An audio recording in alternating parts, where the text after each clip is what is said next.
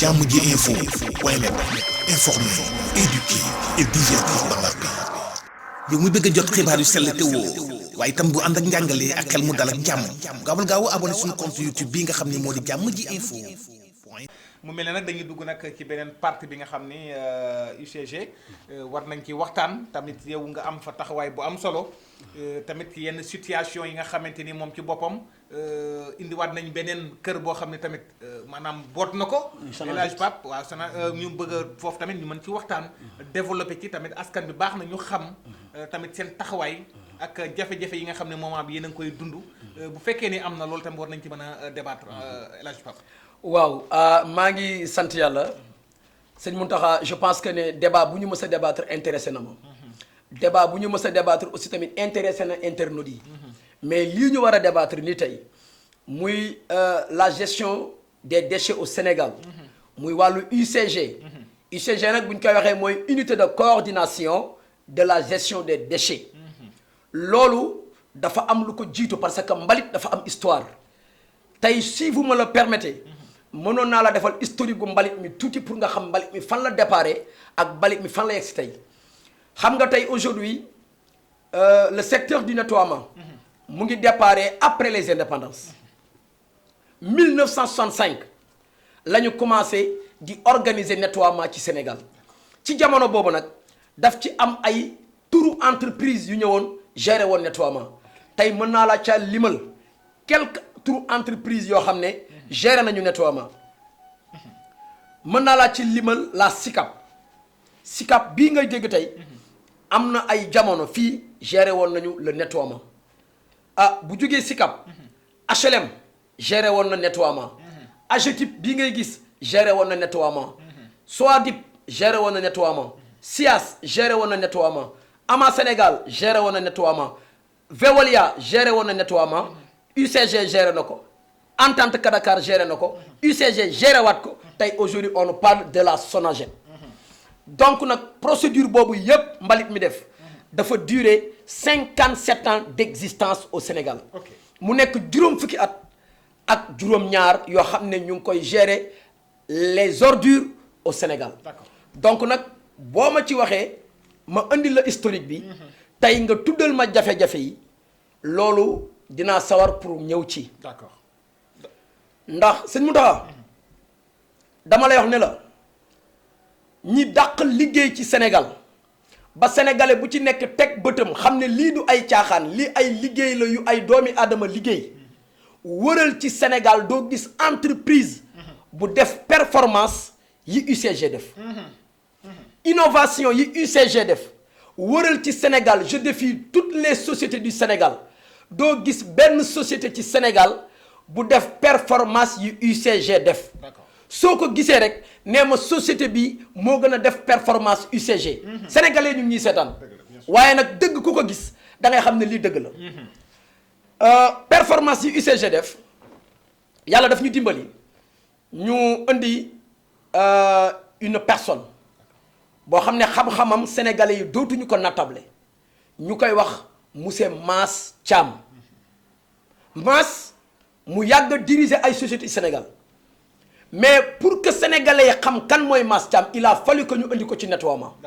bi mu ñëwee moom aussi dafa am une vision mu woo les travailleurs et les syndicats mu waxtaan ak ñoom ci vision bi mu am ci mbalit mi nee na dafa bëgg a revaloriser waat mbalit mi jox ko valeur ba képp koo xamante ne bii gis nga nitu mbalit mi nga war koo mën a respecter war koo mën a considérer ci kaw loolu Mass dafa ñëw def ay innovation yi bi ci njëkk bi Mass njëkk a def mooy dafa ñëw rek déjà mu gis ne Dakar dafa salte mu créer ce qu'on appelle plan d'urgence de Dakar maanaam plan d'urgence de Dakar mooy Mass dafa gis ne jaadu na ñu recruter waat ay jeunes jaadu na tamit ñu accélérer aussi liggéey bi nga xam ne moom la ñu def dans la région de Dakar de ce fait que bi mu créer plan d'urgence de Dakar dafa déployer lu mat 1000 éléments su ma ko waxee mooy junniy travailleurs yoo xamante ne bii ñii dañuy liggéey le matin ñii di liggéey le soir am ñuy fanaan guddi gi. mooy les techniciens de surface. waaw mooy les techniciens de surface les agents de la propreté. yàlla dimbali ko ci kaw loolu aussi bi mu commencé def plan d'urgence de Dakar yow boo doon xëy Dakar soo yeewoo ba delluwaat Dakar yow da ngay gis ne man bi ma fiy jógee bàyyi moo woon Dakar mu mel nii. d'accord donc dañ doon raxas tali bi. def ko ndox di ko bomb tali bi.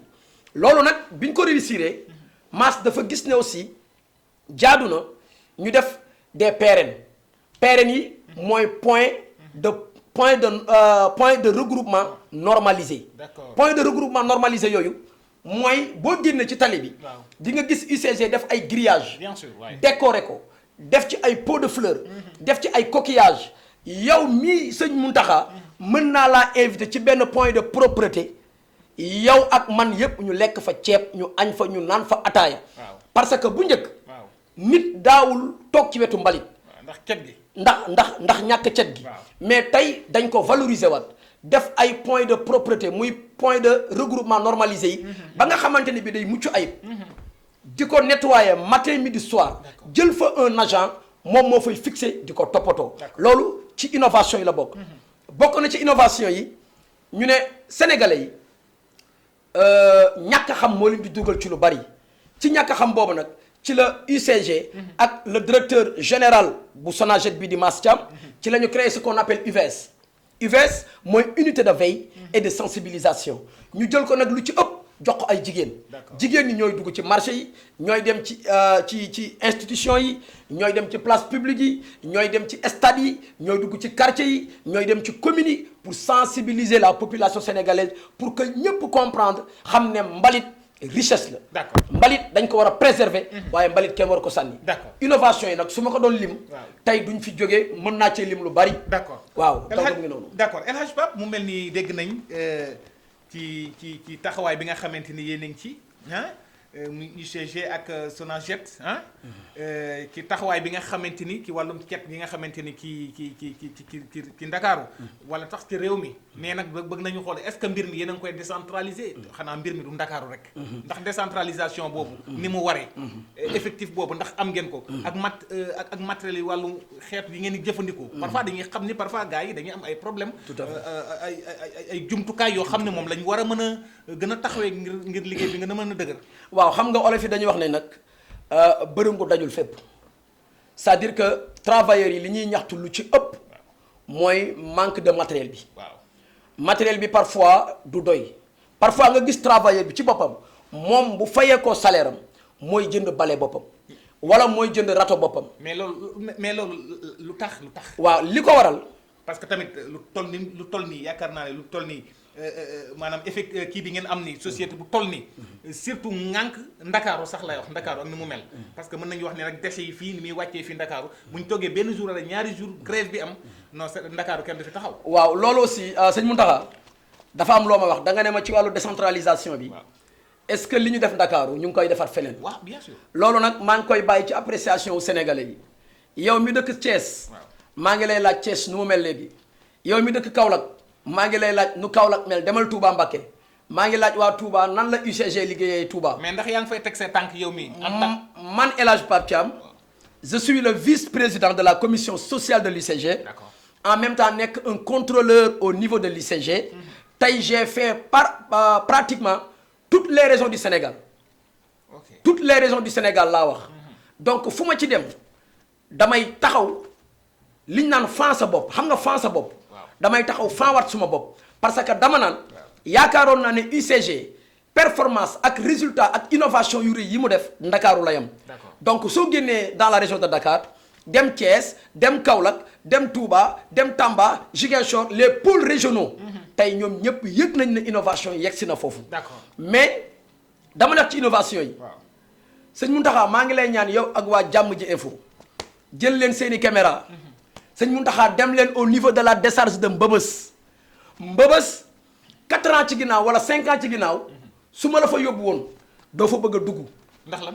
parce que Mbëbës ni mu meloon vraiment xam nga fu ñu tuur ay mbalit dafa dem ba environnement wu Mbëbës dafa dem ba yàqu woon mais tey avec les innovations soo demee au niveau de la décharge de Mbëbës ay fleurs ñoo lay accueillir dañ ko aménager defal ko ay jardin public aménager ko tabax fa jàkk aménager ko def fa loo xamante ni bi yow boo ñëwee di nga xam ne innovation yii waa Mbëbës def dëgg-dëgg avec le coordonnateur Abdou Dieng ànd ci ak toute l'équipe de la décharge de Mbëbës tey ñoom ñoo aménagé la plateforme de Mbëbës ba tey ku dugg Mbëbës di nga xam ne dëgg-dëgg nag plateforme yi gën a extraordinaire ci Afrique Mbëbës ci la bokk su Mbëbës jëlul premier sax ci Afrique donc loolu aussi vision wu nit la nit lañ ko jox mu xalaat ànd ci ak une équipe ñu ñëw liggéey à la décharge de Mbëbës ba tey jii Mbëbës gis naa fa ay kilifa yoo xamante ne bii dañuy toog ci Mbëbës di naan ataaya loo xam ne kenn musu ko xalaat ci àddina tey dañ fay naan ataaya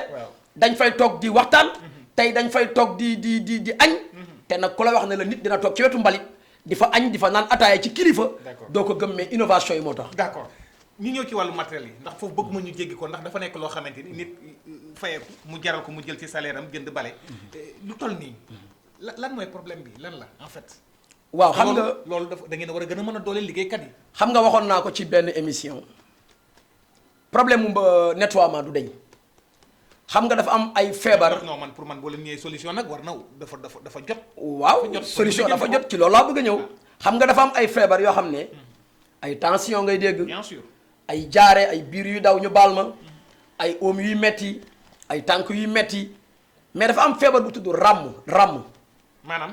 ràmm mooy nit ku am ay picc yoo xam ne foo ko fekk mu ngi wokkatu nettoiement feebaru ràmm la boo ci nekkee di nga wokkatu parce que nettoiement lépp ay jafe-jafe la nettoiement lépp ay problème la waaye problème yooyu li muy bari sëñ Mountakha maa ngi lay yëgal ne la les agents de la propreté sooy wut des citoyens d'honneur jàppal nitu mbalit sooy wut des patriotes parce que patriotisme mooy koo xamante ne bii luy avancer le réewam ci la nekk luy dundal réewam ci la nekk luy développer réewam ci la nekk soo bëggee gis des vrais patriotes ñëwal ci agent de la propreté yi tey les techniciens de surface su ma la waxee ne la am na ñu fi def 30 ans de service loolu maa ngi koy wax sénégalais di ko dégg ndax ñun nëbbatuwuñu ci lu ñu nekk te suñu salaire yi du gàcce ci ñun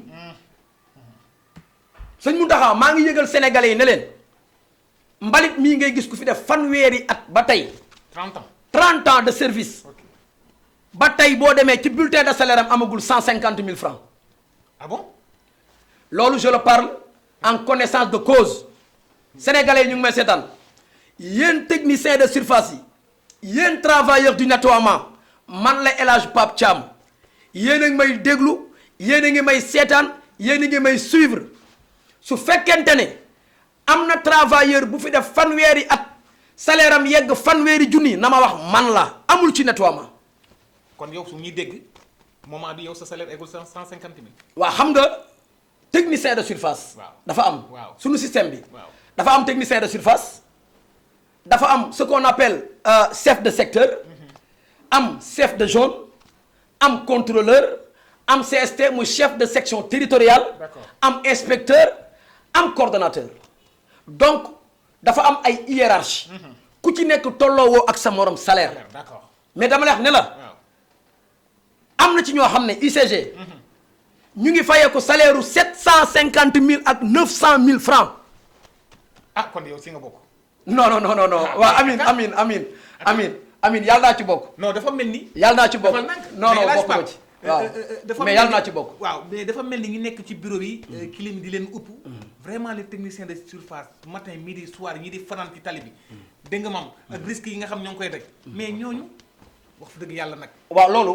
sëñ Mountakha seen salaire. sëñ Mountakha surtout ak grève yi léeg-léeg ñu grève ne daanaka jotuñu seen salaire. sëñ Mountakha sëñ Mountakha président de la république man moom laay waxal. waaw man waxuma ak ma Samba waxuma ak ma Demba man je m'adresse directement au père de la nation sénégalaise muy Macky Sall. d'accord lii may wax nii moom laa bëgg mu dégg ko parce que ñun suñuy problème kenn mënu koo faj ku dul le président de la république xam nga lu tax ma la koy wax. waaw nee naa la mbalit mi ngay gis ku am salaire u 900 000 nga gis ku am salaire u 125 000 wala 115 000 francs 30 ans mu koy am fanweeri at loolu am na ci nettoiement ñoom ñu ngi may seetaan. mais dafa mel ni yaa ngi kaasaleel sa bopp fi suuf su may waaw ñu ngi may mais xam nga olof yi dañuy wax ne. waaw mag buy naan ndox mu tàng suukar saa tax. d'accord sëñ Mountakha sa télé bii. boo sañoon mooy raw TFM boo sañoon yaay raw RTS tey loolu ñu ngi la koy ñaanal.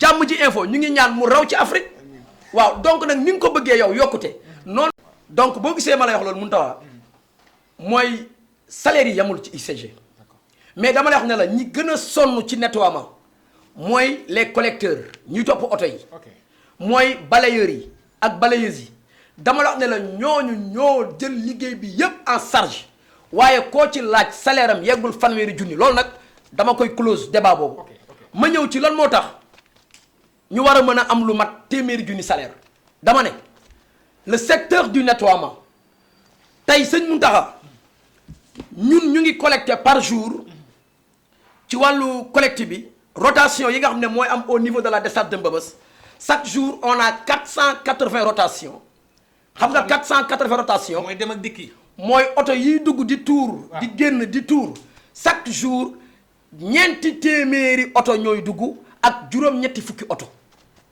mooy dugg par jour donc ci loolu boo xoolee un mois bi yëpp ñu ngi am 14 853 rotations su ma nee 14 853 rotations mooy fukki junniy oto ak juróom-ñetti junniy oto ak juróomi téeméeri oto ak juróom-ñetti fukk ak ñett ñooy dugg Mbeubeuss par mois. d'accord mais nombre de tonnage yi tam. waaw ci loolu laay ñëw. d'accord xam nga rotation yi ñuy am par weer.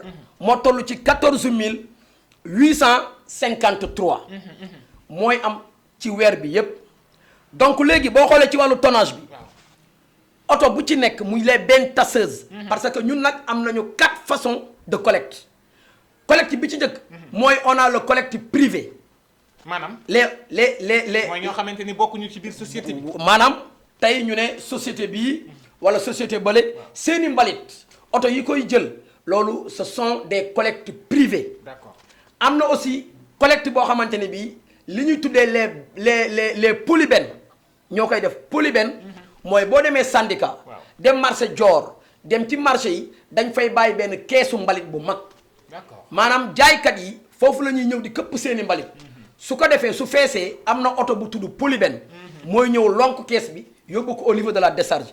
kooku mooy suñu deuxième collecte. troisième collecte bi mooy les bennes tasseuses mooy yi ngay gis ñuy dugg fii ci Géejawaay.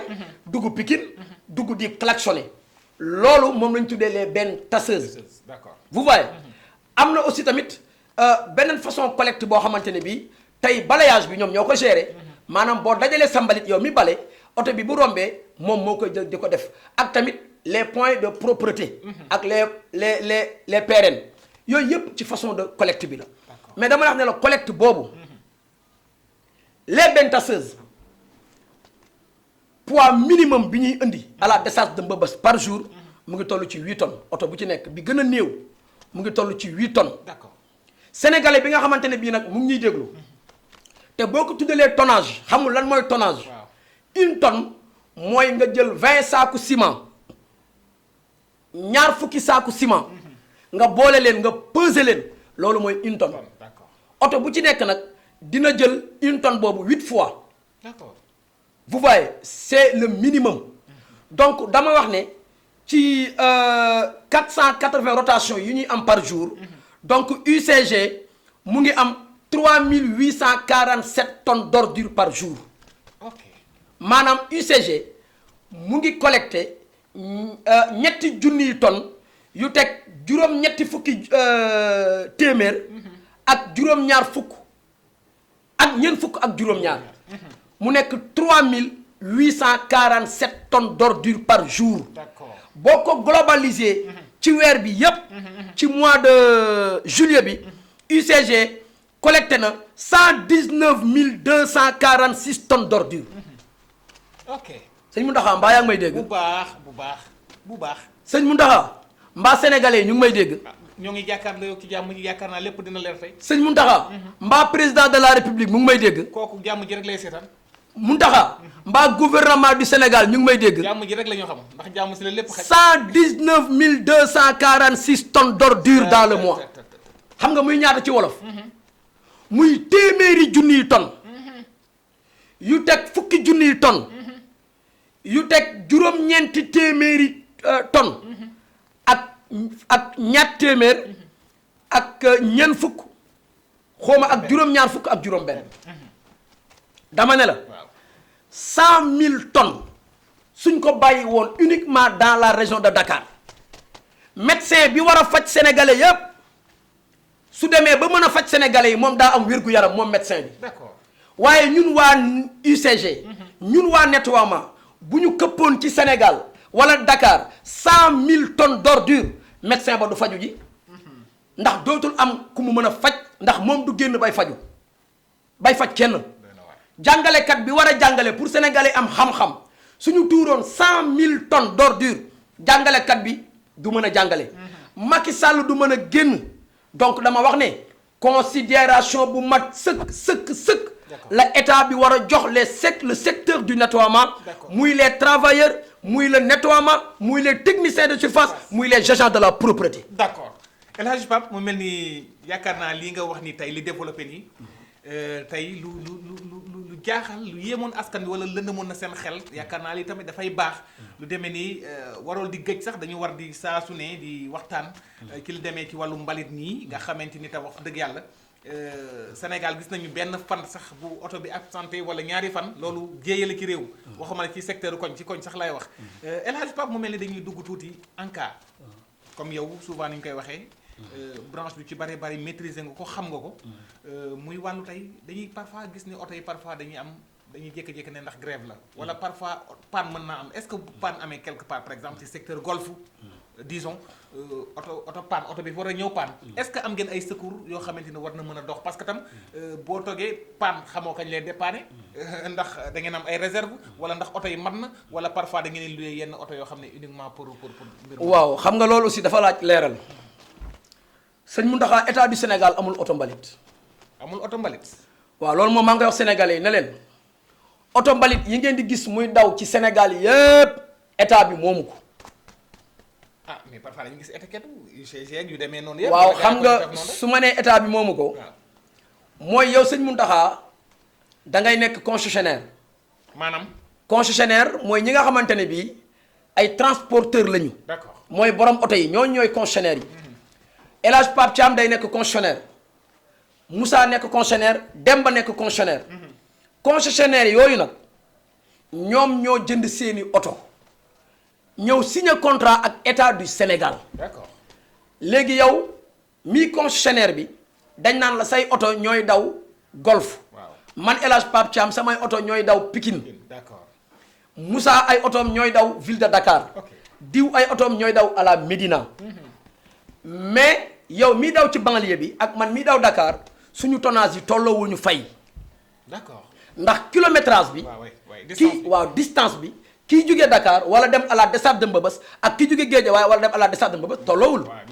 donc loolu la mais pour vous dire que ne concessionnaire yi nga xam ne ñoo ñëwoon fii ci mbalit mi ñoom ñëpp bi ñuy ñëw am na ci ñoo xam ne amuñu ñaari oto amuñu ko. amuñu woon ñaari oto. amuñu ñaari oto. waaw tey concessionnaire yi ki ci gën a tuuti ay oto am na fukki oto ak juróom. day baax ci réew mi rek. xam nga lu waral loolu. waaw parce que technicien de surface yi les agents de la propreté mooy ñi nga xam ne ñoo gën a sonn te ñu baal ma ci kàddu bi ñoo gën a torox parce que torox tànge gi mooy ñoom liggéey bi yépp ci seen kaw la coono bi yépp ñoom la waaye bu fruits yi ñëwee yàlla xam na ne benn travailleur du gis fruits yi nettoiement. donc may wax président ne ko 19 milliards de budget bi ñu am dama lay wax ne la 11 milliards yi wala 9 milliards yi wala 10 milliards yi concessionnaires yi ñoo koy lekk ñun travailleurs yi suñu masse salariale année bi yëpp boo ko calculer matagul 3 milliards boo ñu fayee janvier février ba décembre boo ko budgétiser ñun ñëpp suñu salaire yi matul 3 milliards te chaque weer concessionnaires yi lekk ay milliards ci mbalit mi loolu ñu ngi koy wax ne ko li concessionnaires yi di lekk travailleurs yi ñoo ko waroon a lekk loolu mooy dëgg ndax loolu moo jaadu beneen bi mooy boo demee France un agent de la propreté de la France sëñ Mountakha mu ngi fayeeku 3500 euros mu nekk 2 275 000 CFA ma wax la ne la benn travailleur France ci wàllu mbalit mi mooy fay 22 personnes ci nettoiement. déggoo ma de sëñ Mountakha mais bu baax. Macky Sall le président Macky Sall maa ngi lay wax ne la benn travailleur France ci wàllu mbalit mi su fayee ko benn weer mu ngi fay 22 personnes nettoiement ci UCG fii ci Sénégal benn salaire u France nettoiement employé France benn salaire am 3500 euros mooy fay 22 personnes u Sénégal fii ci nettoiement Sénégal. d'accord UCG. UCG. beneen bi mooy code du travail dafa wax ne soo liggéeyloo nit juróom benn weer nga liggéeyloo waat ko juróom benn weer muy atum lëmm code du travail dane da nga ko war a embaucher directement. d'accord. may wax le président de la République di wax notre ministre de tutelle Abdoulaye Seydou Sow di leen fàttali ne leen am na loo xam ne injustice la te injustice dañ ko war a réparer Mass Thiam de ñu ngi koy gërëm parce que bu desoon ci moom injustice boobu du am waaye ñu ngi wax état du Sénégal ne leen dafa am ñu ñuy woowee ay journaliers ñu nekk fi depuis 2015 ñi nekk fi depuis 2016 bientôt 10 ans d'accord. ba léegi ay journaliers lañ ba léegi kenn embauché wu leen tey xëyu ndaw ñi ñëw nañu tey VP yi ñëw nañu ma wax leen ne leen liggéey bu extraordinaire bi ñu def ci Sénégal yi yépp xëyu ndaw ñi ñoo ko def muy à 85% ci résultats yi journaliers yi 85% ci résultats yi VP yi 85% ci résultats yi ñoom ñoo ko liggéey donc jaadu na ñu réparer injustice boobu nañu jël xale yi ñu embaucher leen parce que xale yi mérité nañu embauchement.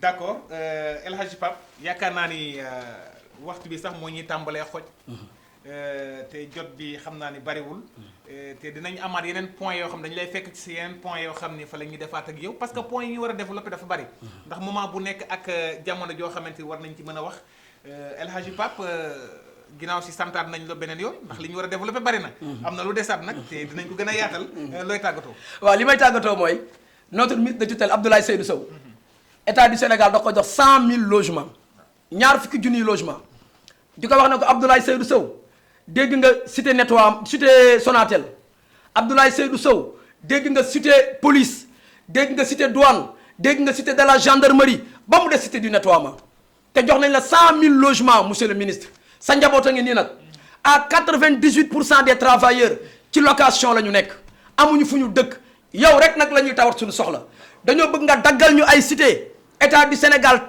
tabaxal ko travailleurs yi ngir bu ñu retraité ku ci nekk mën a am foo dugal sa njaboot loolu nag ñu ngi koy tawat di lancer appel sëñ Mountakha lii dafa ma intéressé président de la République Macky Sall ñu ngi lay wax ne la avant décembre avant fin d'année bii 2022 ñu ngi lay wax ne la njabootu nettoiement nee nañu waa UCG nee nañu les travailleurs nee nañu dañoo bëgg nga recevoir ñu palais parce que président mu ngi recevoir les lutteurs mu ngi recevoir commerçants yi mu ngi recevoir médecins yi mu ngi recevoir clientélisme politique bi waaye nag dafa war a recevoir le secteur du nettoiement mooy les travailleurs les techniciens de surface asalaamaaleykum wa rahmatullah. waaleykum salaam wa rahmatullahi taala wa barakaatuhu jërëjëf El Hadji Pape Thiam mbokk yi gis ngeen tey muy analyse politique waaye itam gis nga ko tamit ci wàll bi nga xamante ni si la féete gis ngeen ci wàllu mbalit mi tey waxtaan nañ ci lu ci bare loo xamante ni umpoon na askan wi mu génnee ko ndax moom bu ci waxee daf cee war a wax ndax ku xam secteur bi waaye tamit nekk seen biir tam di ki liggéey kon ñu koy santaat bu baax a baax UCG ak Sonaget ñoom it seen taxawaay ci wàllu mbalit mi gis ngeen seen jafe-jafe yi nga xam ne tamit wax nañ ko fi tamit di lancer li nga xam ne moo di message au président de la République monsieur Macky Sall kon yaakaar naa ni itam dégg nañ seen i kaddu ndax ni ma ko waxee jàmm ji info moom ñëpp koy seetaan kon sëñ Pape ñu ngi lay santaat beneen yoon mbokk yi seen jotaay noo ko jàngatee la woon di leen jox dig daje beneen plateau ci beneen jotaay ba beneen yoon. Jàmm ji info point net informer, éduquer et divertir dans la paix. yow mi bëgg a jot xibaar yu sell te woo waaye itam bu ànd ak njàngalee ak xel mu dal ak jàmm gaawal gaaw abonné suñu compte YouTube bii nga xam ne moo di jàmm